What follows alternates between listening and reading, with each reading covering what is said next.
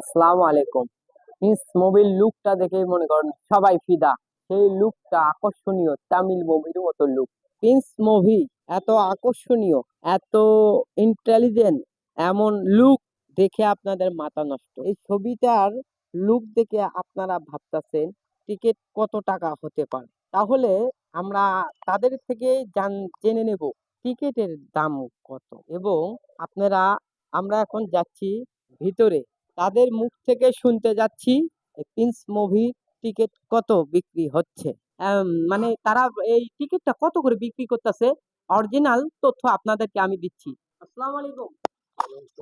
টিকিটটা কত বিক্রি হচ্ছে?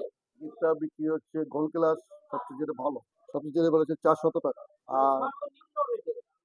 না, এটা মানে আমাদের শ্রেণী হলো তিনটা। একটা হলো গোল্ড ক্লাস, একটা হলো প্রিমিয়াম ক্লাস, একটা হলো স্ট্যান্ডার্ড ক্লাস। এই তিন কোয়ালিটির আমাদের টিকিট।